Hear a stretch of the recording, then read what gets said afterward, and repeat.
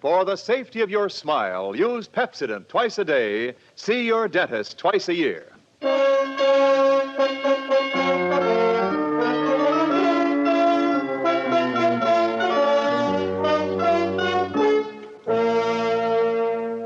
Lever Brothers Company presents the Pepsodent program, The Adventures of Philip Marlowe, starring Van Heflin.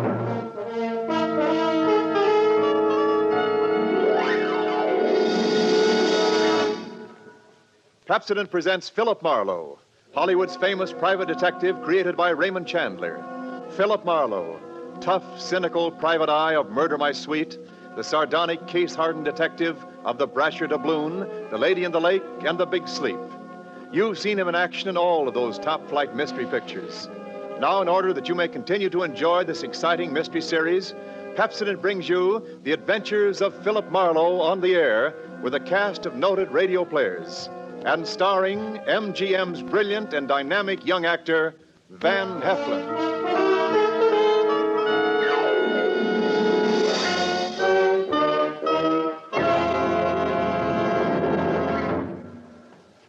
Now, families all over America have named their favorite toothpaste. New Pepsodent with Irium. New fresh-tasting Pepsodent with the new cool, minty flavor. It's the 3-to-1 favorite over all other toothpastes. It's true. With families all over America, new Pepsodent is the favorite 3-to-1. Families from coast to coast recently compared new Pepsodent with other toothpastes at home. They preferred new Pepsodent by an overwhelming average of 3-to-1 over all other brands they tried. These families, 3-to-1, said new Pepsodent tastes better, makes breath cleaner, makes teeth brighter. Yes, families 3-to-1 say new Pepsodent tastes better, makes breath cleaner, makes teeth brighter. Get new Pepsodent toothpaste for your family right away.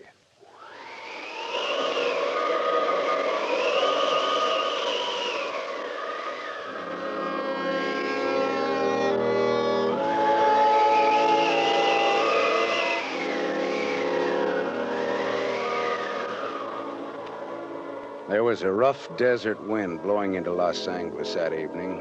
It was one of those hot, dry Santa Anas that come down through the mountain passes and curl your hair, make your nerves jump and your skin itch. On nights like that, every booze party ends up in a fight, and meek little housewives feel the edge of a carving knife and study their husbands' necks. Anything can happen when the Santa Ana blows in from the desert.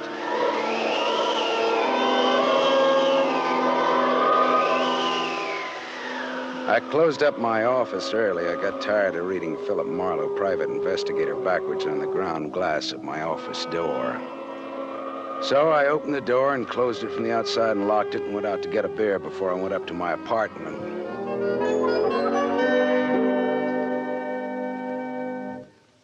Fill her up again, Mr. Marlin?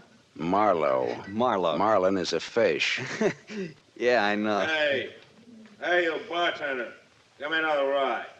Drunk again. What'd you expect in this business? Autograph hounds? Make it snappy, you hear? Be right with you, sport. I gotta draw this man a beer. Crying out loud, these stumble bums who come in here. You got another customer, Bacchus? Hey, Bud. You seen a lady in here lately? A lady? Tall, good-looking, brown hair, a print bolero jacket, and a blue silk dress. No, sir. No, sir. Nobody like that's been in. All right, straight scotch, fast. I left my engine running out there. Yes, sir. Yes, sir. This slick-looking, sarcastic guy stepped up to the bar and drank his scotch whole. And he stopped. The drunk was grinning at him. And then, without changing his grin, the drunk swept a gun from somewhere so fast it was just a blur coming out. Made a couple of hard snaps, and a little smoke curled. Very little. All right, you other guys. Don't move. So long, Waldo. All right, don't move, you two. Oh, Waldo. But I made his nose bleed. So long, boys. Drink up. All right, get on that phone, kid. I'll get his license number. Holy smoke. Holy smoke. Too late. Drove away with this dead guy's car. Maybe he ain't dead. He's dead, all right. Where's your phone? This is for the police.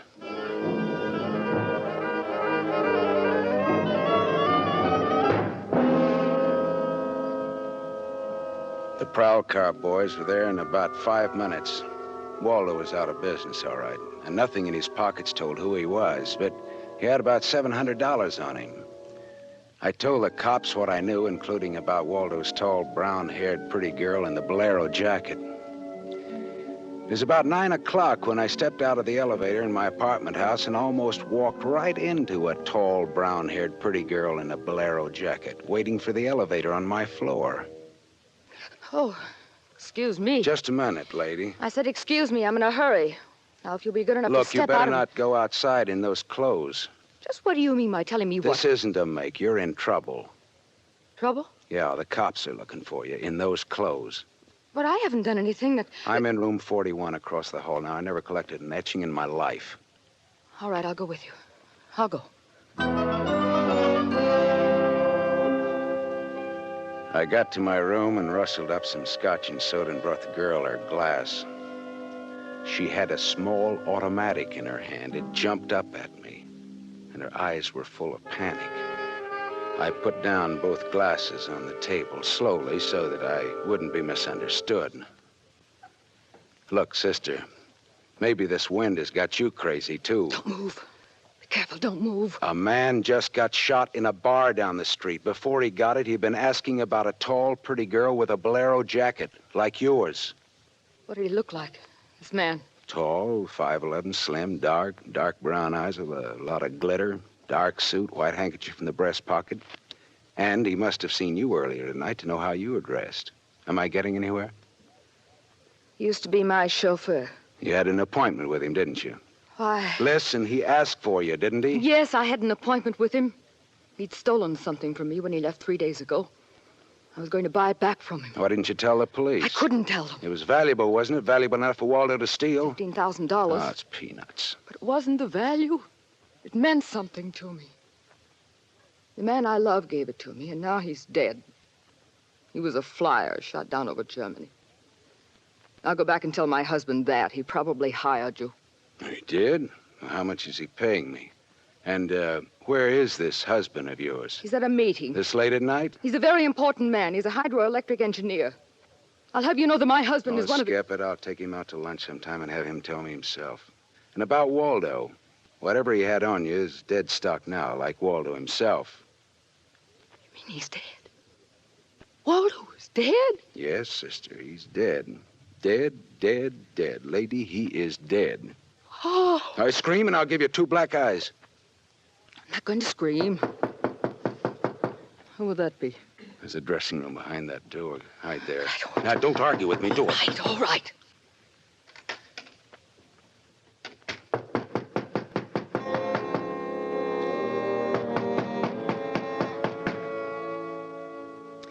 Then I went to the door, making a loud, yawning sound. The backs of my hands were wet. I opened the door. Without a gun, that was a mistake. I certainly knew the gun I was looking into, a .22 target automatic that had already killed 1 man that night. And I knew the bald head and the flat, shiny eyes and the face like a poisonous lizard. Baldy put the muzzle of his gun lightly against my throat. I backed into the room, and Baldy kicked the door shut. You alone? Look for yourself. I'm asking, not looking. I'm alone. You and that dumb bartender saw me dust off Waldo. What did Waldo do to you? Who's asking? Just making conversation. He stooled on me on a bank job we did together. Got me 4 years in Michigan pen.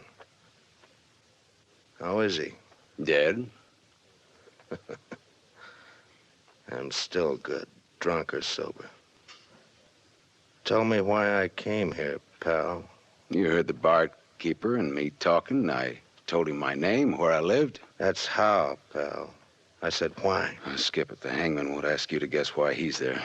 Oh, you're pretty tough at that, ain't you? But you're slamming off, pal. All right, but you could get that gun out of my neck and try somewhere else. Oh, yeah, sure. Is this better? This suits you all right? Just so it isn't my neck. Say when, pal. It's your party. I leaned against the gun. The door of the dressing room showed a crack of darkness. The crack widened. I began to shake a little. The girl came quietly into the room, but there was white all around her iris. She was scared. She had her gun in her hand, but I was sorry for her. Dead sorry. She'd try to make the door scream. Either way, it'd be curtains for both of us. You scared, mister? You worried about any little thing? I couldn't talk. The girl floated in the air somewhere behind Baldy, and her horrified face was drifting toward us. My mouth was as cold and dry as yesterday's toast. Well, kid, how's it feel? You ready yet? Go on, say the word. Well, don't take all night about it if you're gonna do something about it. Why not, pal? I like this. Suppose I yell. Go ahead, yell. Go ahead. Put up your hands! Hey, look!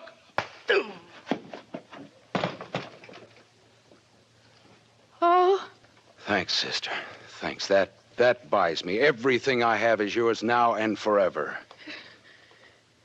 is he dead? You flatter me no end, lady. I only punched him. All right, now get out of here while I call the cops down on this killer. Yes. Yes, good night. Good Hey, night. wait. Leave that bolero jacket here. It marks you for the cops. Oh, yes, here. Okay. See you again? Why? Oh, I don't know. No, I guess not. After all, who am I to be the rival of a dead flyer? I'll see that the police get Jesse James here. Good night, lady.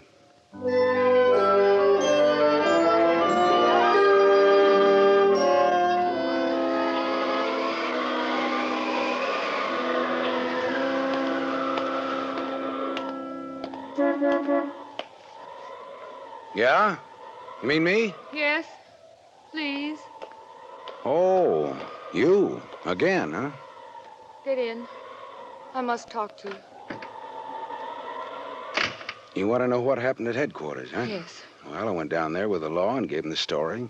I left you out of it. Oh, thank you. You saved my life, so no one knows a thing about you. Well, incidentally, neither do I. Well, my name is Mrs. Frank Bosserly. 212 Fremont Place, Olympia 24596. Is that what you want? I guess so. Well, there it is. Now, why did you really come back? I wanted my pearls. Pearls? Yes. Pearls, too, huh? All right. Tell me about the pearls. We've had a murder and a beautiful mystery woman and a sadistic killer and a heroic rescue. Now we will have pearls. I was to buy them back from the man called Waldo. Well, I saw everything that came out of his pockets, and there weren't any pearls. Could they be hidden in his apartment? It's possible. Waldo lived on the same floor you do in this apartment house. And why didn't I know him, at least by sight? He moved in last week. He managed to get a sublet. Great, a sort of an amateur magician on the side, huh? It's getting rather late. Yeah. What about your husband this hot, mysterious night? He's still at his meeting. You could have brought him along. You could have sat in the back seat working out a problem in hydroelectrics while... While what? Well, I didn't have any answers. They wouldn't sound cheap or just ridiculous or from the sophomore class in repartee. I had an unlit cigarette in my hand. I threw it out of the window.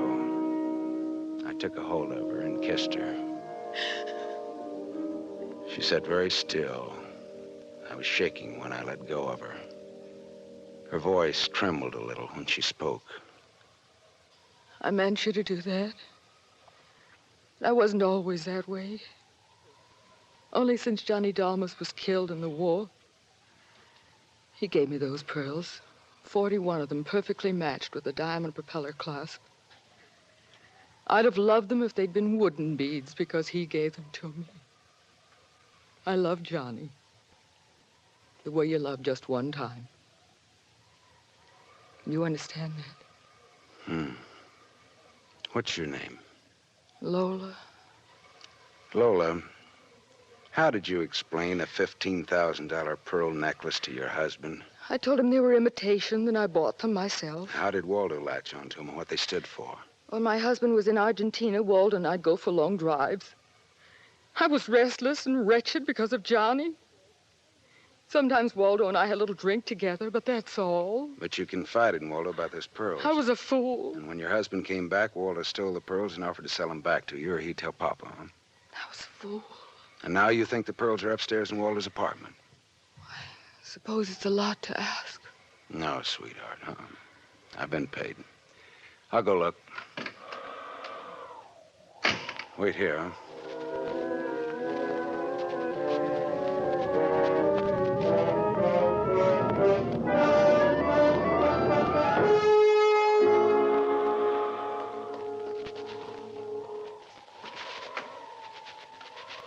Was the gun long, Lola? No. Well? No.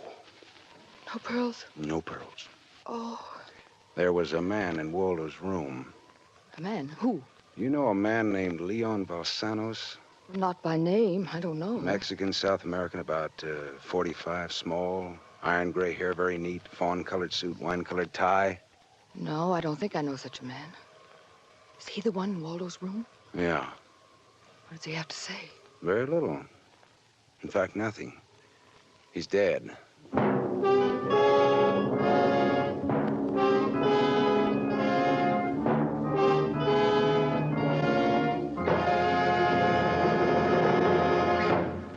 You are listening to The Adventures of Philip Marlowe, starring Van Heflin, with music composed and conducted by Lynn Murray. Yes, families all over America have named their favorite toothpaste. New Pepsodent with invigorating Irium foam. New, fresh-tasting Pepsodent with a new, cool, minty flavor. It's the 3-to-1 favorite over all other toothpastes. It's true. With families all over America, new Pepsodent is the favorite 3-to-1. The Farrell family of Evergreen Park, Illinois, preferred new Pepsodent on every single count. The Farrells say new Pepsodent tastes best of all, makes breath cleaner, makes teeth brighter. On all these counts, by an overwhelming average of 3-to-1, families prefer new Pepsodent over all other toothpaste they've tried. It's a fact. Families 3-to-1 say new Pepsodent tastes better, makes breath cleaner, and makes teeth brighter. Remember, this is not just our opinion. It's the honest conviction of the Farrells and other families who compared new Pepsodent with other toothpastes they had at home. Get new Pepsodent, the only toothpaste containing Irium. Get it for your family without delay.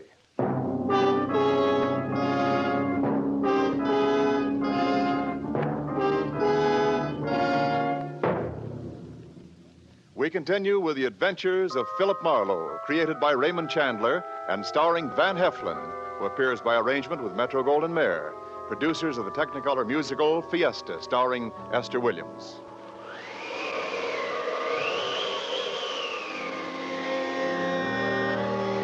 I sat with Lola Barsley in her car listening to that jittery, infuriating desert wind gallop around in the midnight streets. I just told her about the Latin-looking man I'd found in Waldo's room in a very dead condition. I held her hands until they stopped trembling. Then I gave her the few remaining details. He had a gun in a shoulder holster, but someone had strangled him before he could use it. Someone? Waldo? Maybe. You see that convertible coupe 2 cars ahead of us? It's been there for hours. It was there before I parked here to wait for you. Leon, the man in Waldo's room, came in that car, but according to the key containers he carried, that isn't his car. Whose car is it? Does it matter? Well, it belongs to a lady according to the tag on the keys. A lady? Well, anyway, a woman, if you're going to split hairs. Eugenie Kolchenko. In West Los Angeles? Never heard of her. Uh-huh. All right, well, you go home now, huh? What are you going to do? Drive that flossy convertible around, wave at my friends, impress people. You run along now. Me, I've got another date.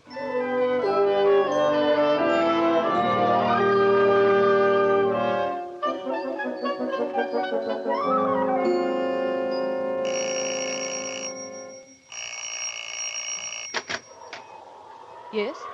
What is it, please? Miss Eugenie Kolchenko, Yes? What is it? did you lose or misplace a pigeon gray convertible coupe? What are you saying?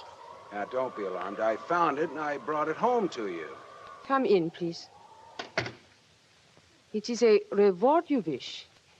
Shall we say... Snap out of it, Dragon Lady. Who was he? Who was who? The little guy, Leon. You loaned your car to. He's dead. Who was he? Oh, no, no. Oh, yes, yes. Eugenie. Darling, come here, please. What's the matter, honey?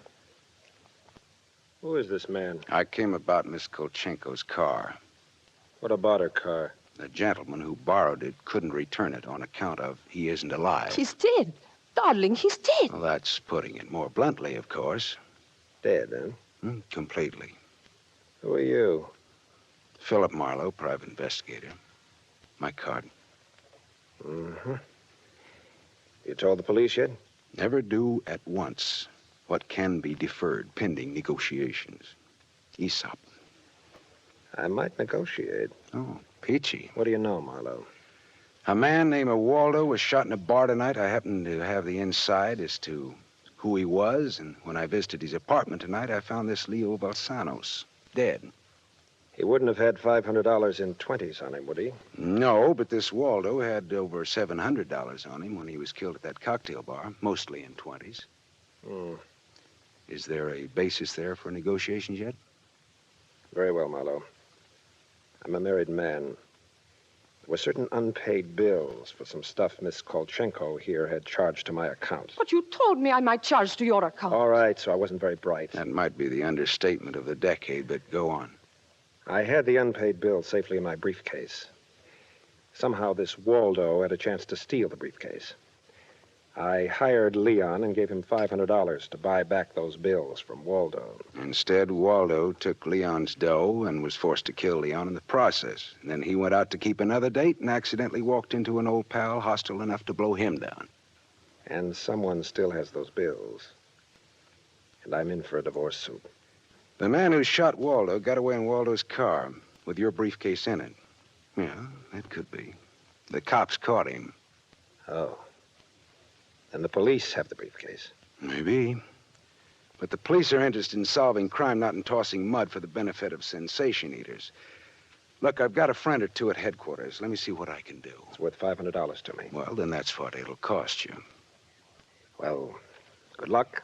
And, thank you, Mr. Marlowe. Philip Marlowe, remember?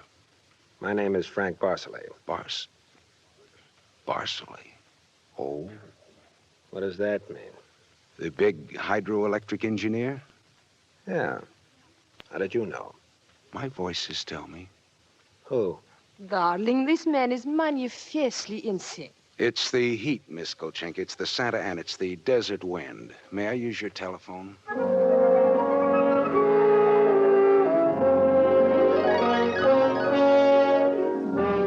Someday I must tell you about Ibarra. Salt of the earth, Ibarra, detective lieutenant over at Central Homicide.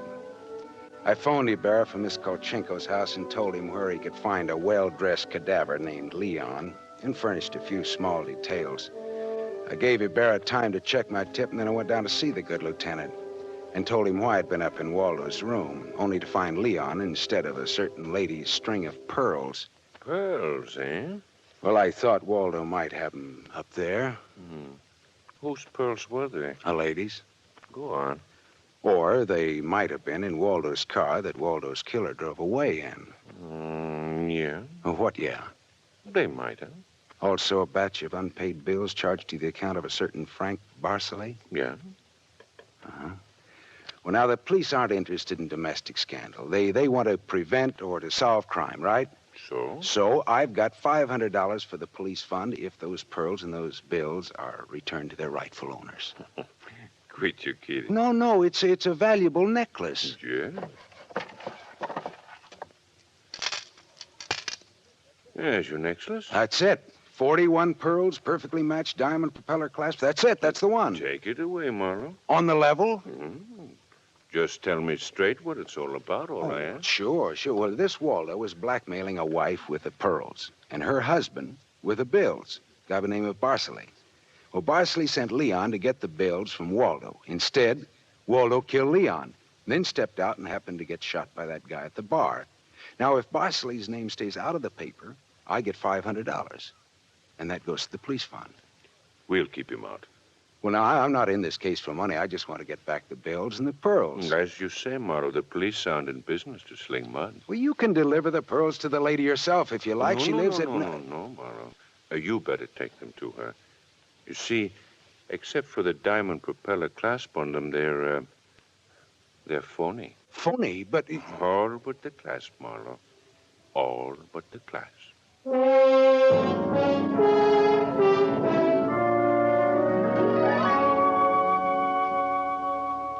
I stared at Ibarra.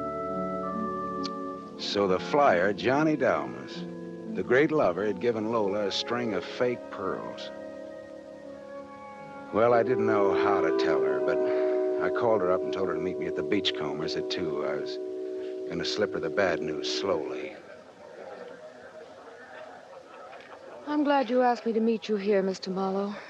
See, I had to have someone to talk to. Well, go ahead. Go ahead, talk. I'm listening. Now, Mr. Marlowe, now more than ever, I must have those pearls. Why? Money trouble? Oh, no. It's just that everything's gone wrong. And this morning, my husband told me we're to separate. Oh, I'm sorry, Lola. But if I had Johnny's pearls, it would be a link with the past and with Johnny. And all he meant to me. It's how a woman feels, Mr. Marlowe. I wouldn't blame you for not understanding. Well, maybe I do, though. So please, Mr. Marlowe, please, you'll try to find my pearls. Lola, look, Even if it isn't all of them. Any part of them. Any single smallest one of them. It'll be Johnny's. Look, will you meet me here again around 4 o'clock? I'll be here. Okay, I'll see what I can do.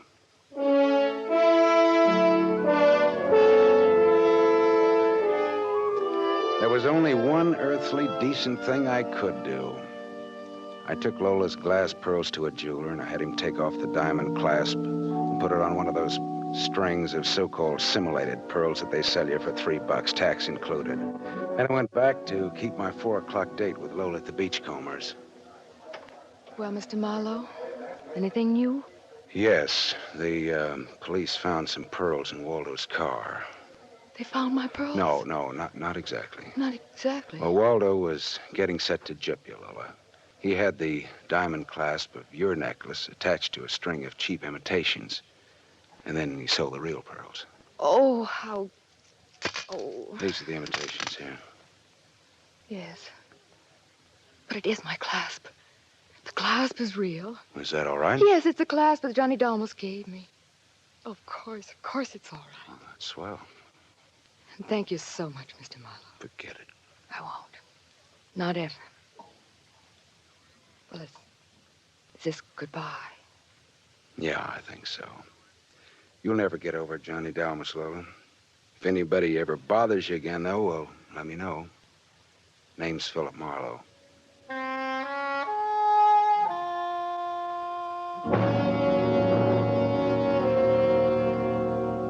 I drove almost to Malibu, and then I parked and walked out on a rock cliff jutting into the Pacific Ocean. Then I reached in my pocket and dug out the string of Bohemian glass pearls that Lieutenant Ibarra had found in Waldo's car. I cut the knot at one end and slipped the pearls off one by one. One by one, I flipped them into the water. The gull swooped down on them and then flapped up again, screaming indignantly. The phony pearls had fooled Waldo and Lola Barsley, but they couldn't fool a seagull. I said to myself, to the memory of Johnny Dalmas, just another four-flusher. I listened a while to the wheeling seagulls. All at once, I realized that the wind had died. The Santa Ana had blown itself out. The red wind was done. It was over.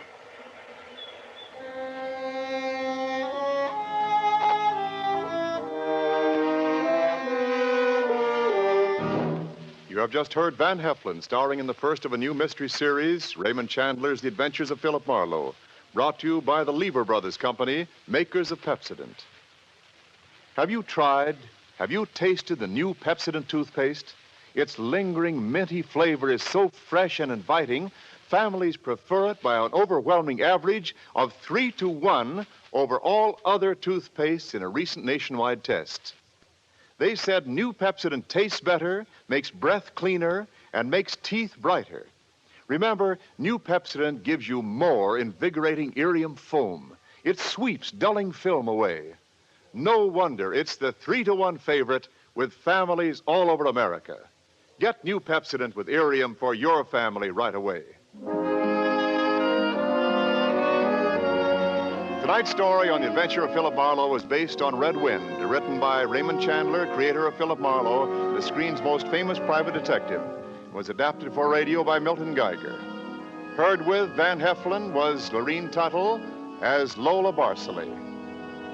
And this is Wendell Niles inviting you to listen again next week at this same time to another exciting story on the adventures of Philip Marlowe, starring Van Heflin with a distinguished cast. This is NBC, the national broadcasting company.